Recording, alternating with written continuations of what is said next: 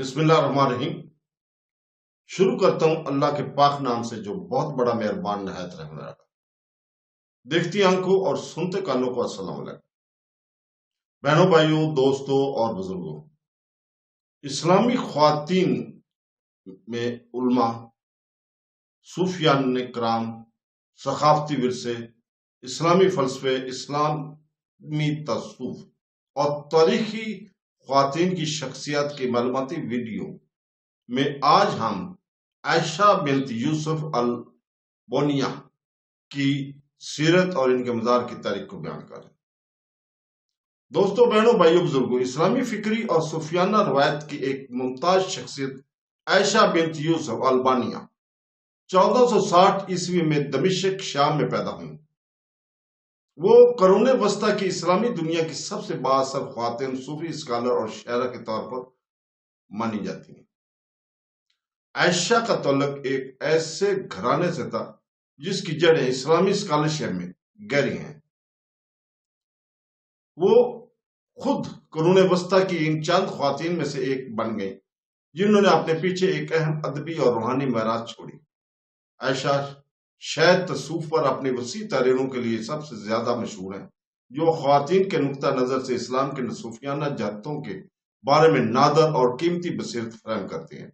وہ صوفی شاعری اور فلسفے کے ایک ماہر کے طور پر پہچانی جاتی ہے، اور ان کا کام آج تک اہل علم اور عرفان کے درمیان اثر انداز ہوا ہے۔ ایک ایسے وقت میں پیدا ہوئی جب خواتین کی آواز اکثر علمی اور روحانی گفتگو سے خارج ہوتی تھی۔ عائشہ بنت یوسف البانیہ اپنی شاندار فکری پیداوار کے ذریعے ان رکاوٹوں کو توڑنے میں کامیاب ہوئی۔ دمشق میں ان کی ابتدائی زندگی، ایک شہر جو اپنی بھرپور فکری ثقافت کے لیے جانا جاتا تھا، نے اسے متحد علمی روایت سے روشناس کروایا، جن میں اسلامی فقہ، الہیات اور تصوف شامل ہے۔ ان کی تربیت کئی ممتاز علماء اور صوفی استادوں سے ہوئی جنہوں نے اسلامی تصوف کے بارے میں ان کی سمجھ کو گہرا کیا اور ایک عالم شاعر اور روحانی پیشوا کے طور پر ان کے مستقبل بنیاد رکھی۔ ان کا خاندان ان کے سفر کا ایک اہم حصہ تھا۔ عائشہ کے والد یوسف البونیہ اپنے طور پر ایک معروف عالم تھے اور ان کی والدہ نے بھی ان کی تعلیم میں اہم کردار ادا کیا۔ عائشہ کا نسب مذہبی اور فکری مشاغل میں ڈوبا ہوا تھا، جس نے اسے جذبے کے ساتھ تصوف کی پیروی کرنے کے ان کے فیصلے کو متاثر کیا۔ عائشہ کی تخلیقات ان کی خاندان کی روحانی تعلیمات اور اس کے اپنے صوفیانہ رجحان کے درمیان گہرے تعلق کو ظاہر کرتی ہے۔ اسے نہ صرف اپنے آباء و اجداد کی فکری روایت وراثت میں ملی، بلکہ ذاتی تجربات اور غیر مظاہر کو اپنی تحریروں میں ضم کرتے ہوئے ان میں توسیع بھی کی ہے۔ تصوف میں عائشہ کی خدمات صرف شاعری تک محدود نہیں تھی۔ ان کے سب سے مشہور کام اکثر فلسفیانہ مقالے اور صوفیانہ مضامین ہیں، جن میں انہوں نے الہی محبت کے موضوعات، اندرونی پاکیزگی کی جستجو اور روشن خیالی کی طرف جانے والے راستے پر بات کی۔ تاہم عائشہ کی شاعری وہ جگہ ہے جہاں ان کی تصوف حقیقی طور پر چمکتا ہے۔ ان کی نظمیں اکثر تصوف کی بنیادی موضوعات کی عکاسی کرتے ہیں، جیسے الہی کے آرزو، خدا کے سامنے خود کو تحلیل کرنا اور روحانی ملاپ کے اصول۔ اپنے کاموں کے ذریعے عائشہ نے تصوف کے فکری اور جذباتی پہلوؤں کے درمیان فرق کو کامیابی کے ساتھ ختم کیا، جس سے یہ ظاہر ہوتا ہے کہ دونوں کیسے اہم آہنگی کے ساتھ خدائی کی اعلیٰ تفہیم حاصل کر سکتے ہیں۔ اپنی زندگی میں عائشہ بنت یوسف البونیہ نے اپنے ساتھیوں کے درمیان عزت حاصل کی، حالانکہ ایک عورت کے طور پر مرد کے زیر تسلط فکری ماحول میں ان کا اثر و رسوخ چیلنجوں سے خالی نہیں تھا۔ بہرحال وہ اپنے وقت کی صوفی حلقوں میں ایک وسیع پیمانے پر پہچانی جانے والی شخصیت تھیں، اور ان کے علم اور روحانی بصیرت کی وجہ سے مختلف اسکالرز اور صوفیہ نے انہیں نوازا تھا۔ ان کی مشہور تصانیف میں سے ایک التنویر القلوب دلوں کی روشنی کے نام سے مشہور ہے، ایک روحانی اور فلسفیانہ مقالہ جو صوفی عقائد، اخلاقیات اور طریقوں سے متعلق ہے، ان کا اثر اس کی موت کے طویل عرصے بعد بھی جاری رہا، کیونکہ ان کی تخلیقات کو محفوظ کیا گیا اور جدید دور میں ان کا مطالعہ کیا گیا، جو ایک عورت کے نقطہ نظر سے صوفی تصوف پر ایک قابل قدر نقطہ نظر پیش کرتا ہے۔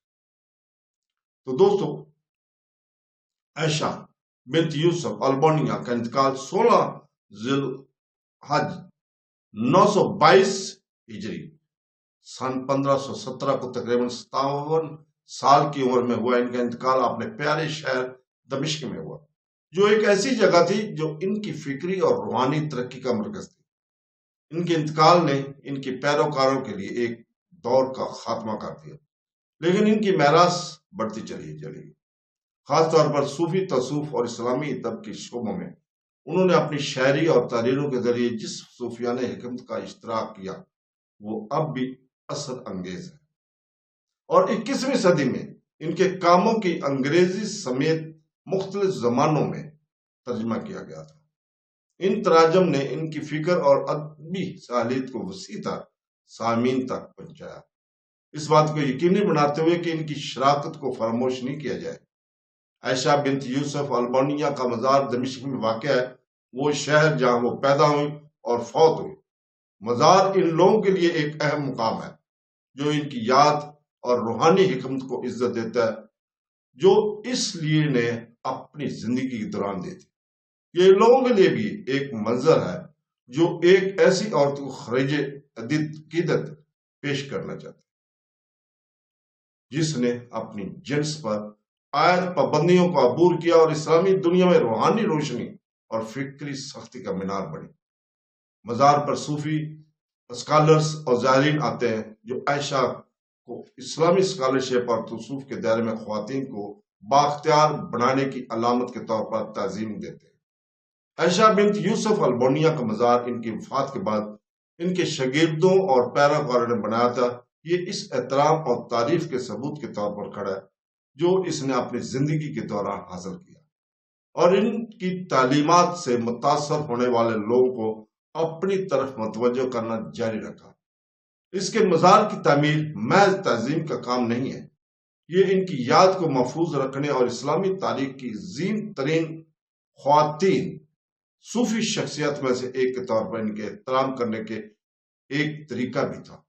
آج ان کے مزار ان لوگوں کے لیے عکاسی اور زیارت گاہ بنا ہوا ہے جو ان کی گہری روحانیت اور فکری شراکت کی طرف راغب ہوئے۔ تو دوستو، اس کے ساتھ ہم کل تک اجازت چاہتے ہیں۔ کل انشاءاللہ تعالی ہم اسی وقت جہاں آرا بیگم کی سوانحیات اور ان کے مزار کی تاریخ کو بیان کریں گے۔ آخر میں اللہ تعالیٰ سے دعا ہے کہ وہ ہمیں قرآن پاک اور حدیث نبوی پر عمل کرنے کی توفیق عطا فرمائے۔ آمین ثم آمین۔ اللہ حافظ۔